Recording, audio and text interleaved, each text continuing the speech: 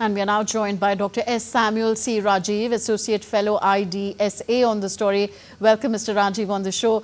Iran's foreign minister has said that Tehran does not want conflict with Israel to expand, but will defend itself. How do you interpret this statement? Yes, I think it's a cycle of escalation that's going on now, 3 days now. So obviously Israel started the latest phase of the conflict. In previous years, in 2024 also, they exchanged some missile and rocket attacks on each other when Israel was carrying out its military operations against the Hamas. So right now, I think we are not sure how the things will pan out, but President Trump and others are calling for talks for a ceasefire, but it doesn't look like it will happen in today or tomorrow, because I think both of them have escalated rapidly. They are Israel for its argument says that it's only hitting military infrastructure in Iran, and Israel alleges that Iran is hitting Israeli civilian targets. So many people have been killed on both sides. So and it's not clear how much of a damage the Iranian nuclear facilities have suffered, because most of the Iranian nuclear facilities are obviously underground.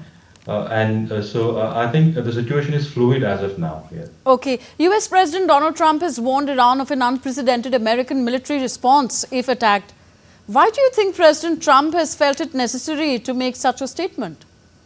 Well, as soon as Israel attacked Iran, I think a statement made by the US Secretary of State, Marco Rubio, is significant. He's pointed out that the US was not involved in, the attacks on Iran.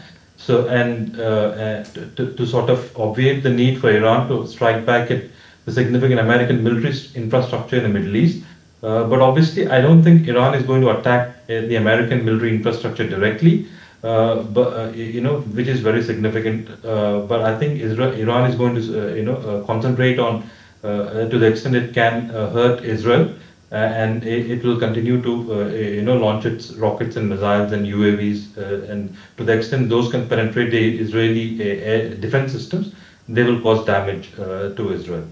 Okay, among other targets, Israel has attacked Iran's oil installations. How badly could such strikes hurt Iran's economy?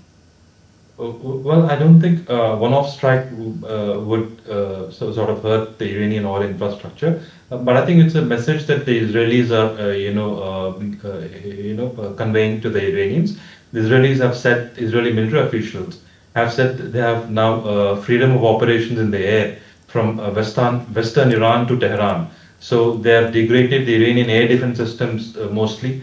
So Iran is, almost very vulnerable, aerial-wise. So the Israeli fighter aircraft have free movement almost to, to take out whatever they want in that corridor, 1,500 kilometers across, Syria and Iraq towards Iran.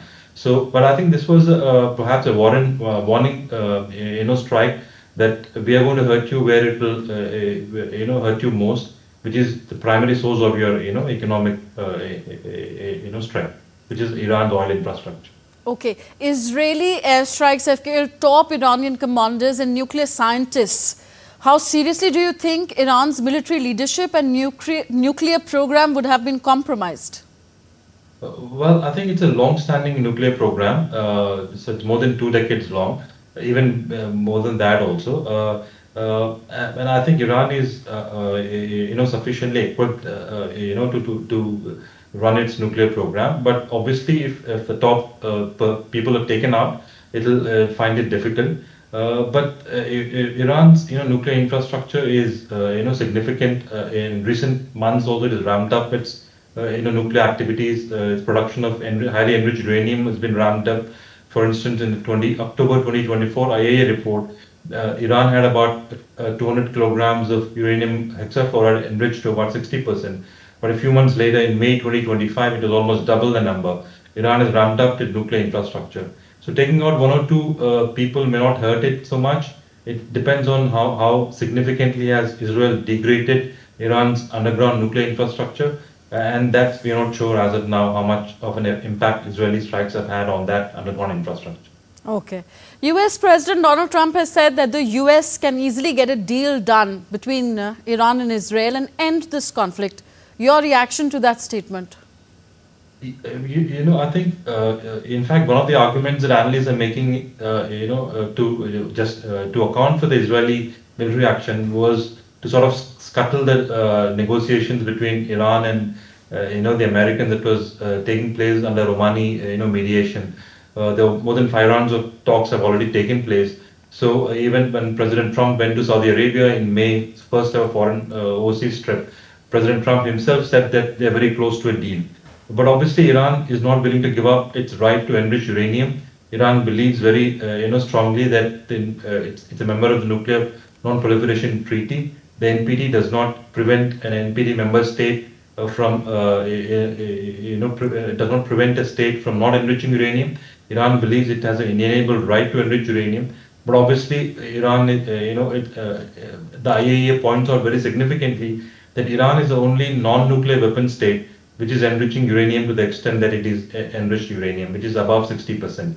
So that is an anomaly there, obviously, and Israel and others have expressed concern that this is a military program, essentially, and Netanyahu goes a step forward and says that this is a military program designed to obliterate Israel. So obviously, these talks hopefully will start again now, because Trump has said there is no way for Iran other than to come to the negotiating table. He's also said very significantly that if there is no nuclear program, if Israel demolishes all of the nuclear program, there is nothing that Iran will negotiate about. So I think it's important for Iran, especially, to come to the negotiating table. It remains to be seen how hard it will hold on to its positions about no enrichment and yes. Okay, thank you, Dr. S. Samuel C. Rajiv. Well, this conflict is still like raging, and of course, next 24 to 48 hours are crucial to see where this conflict is headed. We leave it here. Thank you very much for being with us.